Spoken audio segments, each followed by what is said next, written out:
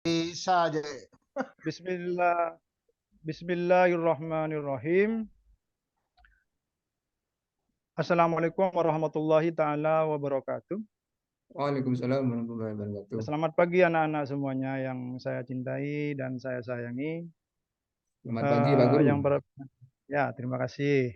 Yang pertama-tama saya absen dulu kalian. Yang pertama yaitu Pak Munif, hadir. Hadir, hadir Pak. Bu Hindun, oh ya hadir. Pak Soheb hadir. Hadir Pak Guru. Ya, kemudian yang terakhir Pak Burhan, mungkin masih lagi ke belakang. Ya, sudah. Enggak ada Untuk Pak, yang ada Pak Guru, ada. ya. Oke, kita buka pelajaran sekarang ini dengan dengan tujuan pembelajaran yang akan kita bahas untuk selanjutnya ini adalah materi tentang itikaf. Itikaf ini eh, sebelum melanjut ke materi itikaf, mari kita ingat dulu pelajaran yang kemarin kita pelajari yaitu tentang sholat. Jadi kalian harus mengingat itu yang harus kita lakukan dalam materi yang kemarin yaitu masalah sholat. Dan sekarang kita lanjutkan dalam materi itikaf. Itikaf, pengertian dari itikaf itu adalah berasal dari bahasa Arab. Kalau kalau diambil dari pengertian berasal dari bahasa Arab yang berarti tinggal atau menetap. Menetap di suatu tempat yang memang sudah ditentukan tempatnya, yaitu antara masjid atau musola yang memang sudah disiapkan untuk melakukan iktikaf. Kemudian hukum hukum melaksanakan iktikaf ini yaitu hukumnya sunnah seperti yang ada di dalam Al-Quran, yaitu dalam Al-Quran surat Al-Baqarah ayat 25 yang berbunyi wa ij'alnal baita matabatan lin-nasi wa amana wa takhidu mimma qom Ibrahim musalla wa hidna ila Ibrahim wa Ismaila an tahhira baiti lit-taifina wal akifina wa ruk'as sujud, yang artinya dan ingatlah ketika kami menjadikan rumah Ka'bah tempat berkumpul dan tempat yang aman bagi manusia, dan jadikanlah makam Ibrahim itu tempat sholat.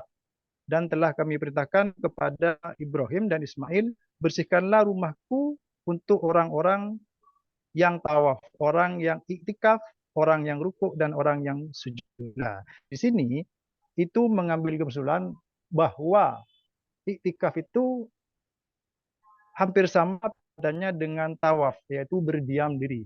Kalau tawaf itu yang kegiatan berada di Mekah, yaitu pada saat orang lagi tawaf, berhaji, maka dia melaksanakan tawaf, wukuf di Arafah. Jadi hampir sama kegiatannya dari itu.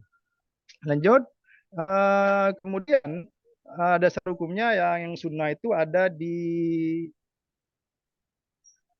hadis Nabi yang diriwatkan oleh HR Bukhari di dalam Fathul Bari, yang artinya adalah Nabi Muhammad SAW melakukan itikaf pada 10 hari terakhir bulan Ramadan sampai bila diwafatkan oleh Allah.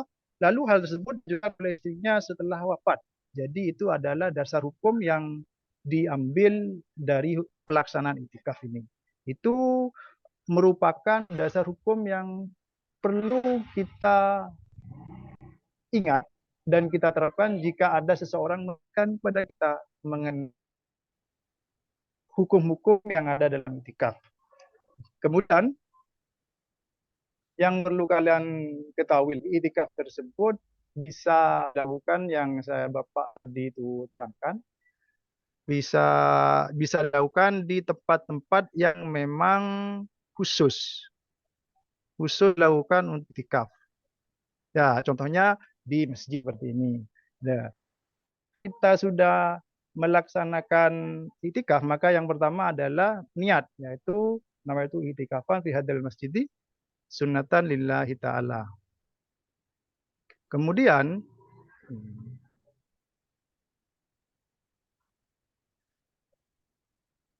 kemudian daripada itu, maka yang harus kalian lakukan ketika kalian akan melaksanakan itikaf. Yang pertama yaitu berniat, kemudian kalian memantapkan bahwa kalian ingin melaksanakan itikaf ini di suatu masjid atau di musala. Oleh sebab itu, ketika kita melakukan itikaf, maka banyak yang sudah kita dapatkan. Yang pertama yaitu tentang ketenangan dalam hati dan diri kita. Ketika kita melakukan itikaf, maka kita bisa mendekatkan diri kita kepada Tuhan. Yaitu yang poin yang pertama. Yang poin yang kedua, kita dapat melaksanakannya dengan khusyuk kalau di masjid atau di musala. Jadi intinya itu itikaf itu dilakukan di saat kita ingin menghilangkan dari kegiatan-kegiatan yang bersifat keduniaan, dan kita hanya fokus untuk mengingat dan memperdekat lagi hubungan kita dengan Allah, yaitu hablum minallah yang sudah kita inginkan kepada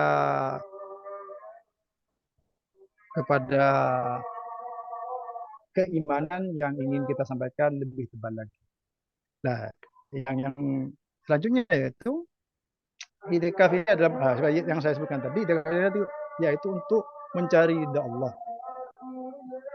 Tidak ada niat lain, bukan kita melakukan itikaf hanya untuk ingin pamer. Itu tidak boleh. Jadi itikaf itu dilakukan ikhlas karena Allah. Tidak boleh dilakukan hanya untuk pamer-pameran. Kemudian ada beberapa lagi keutamaan yang akan kalian dapatkan ketika kalian istiqomah melakukan itikaf ini. Maka oleh karena itu, mulai sekarang kalian itu biasakan untuk kegiatan itikaf, karena banyak manfaat akan kalian dapatkan ketika melakukan itikaf. Ya mungkin ada pertanyaan dari yang Bapak barusan jelaskan.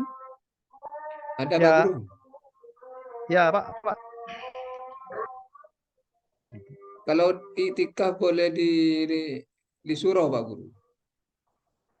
Di surau. Kalau di surau, ya iktikaf itu memang ada tempatnya. Kalau memang surau itu diwakafkan untuk iktikaf, maka tidak apa-apa. Tapi kalau surau di sana biasanya begini anak-anak, bapak-bapak, surau yang memang sudah ada tulisan nawaitul iktikafan fi hadzal majlis atau fi hadzal tempat tersebut, maka itu biasanya sudah tidak apa-apa untuk dilakukan. Jadi tidak usah ragu lagi melakukan yang namanya iktikaf.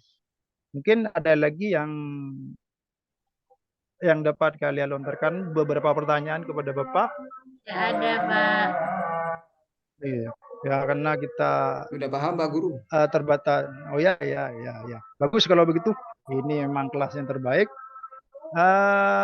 Kemudian hasil dari pertemuan kita ini adalah kalian tahu apa itu hukum pelaksanaan iktikaf dan hikmah dalam melaksanakannya, dan bisa tahu di mana saja tempat yang bisa ditempati untuk iktikaf.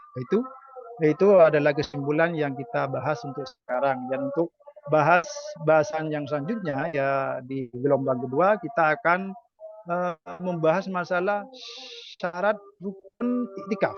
Jadi apa saja yang ada dalam syarat rukun iktikaf tersebut. Jadi kalian bisa mencari referensi atau materi lain, materi dari buku-buku yang lain selain yang Bapak akan jelaskan ke kalian, selain LKS yang kita sudah pelajari bersama. Jadi tidak apa-apa kalian mengambil mungkin dari kitab apa gitu mungkin, atau mengambil dari bertanya kepada ustadznya di rumah, atau bertanya pada temannya yang sudah kakak kelas kalian, maka itu tidak apa-apa. Ya begitu. untuk kalian ke belakangnya, jaga kesehatan kalian agar kita bisa bertemu lagi di episode yang akan datang atau di pertemuan yang akan datang. Mungkin hanya itu yang dapat Bapak jelaskan untuk sekarang ini. Ya, Pak Akhiran, Guru. Assalamualaikum warahmatullahi wabarakatuh.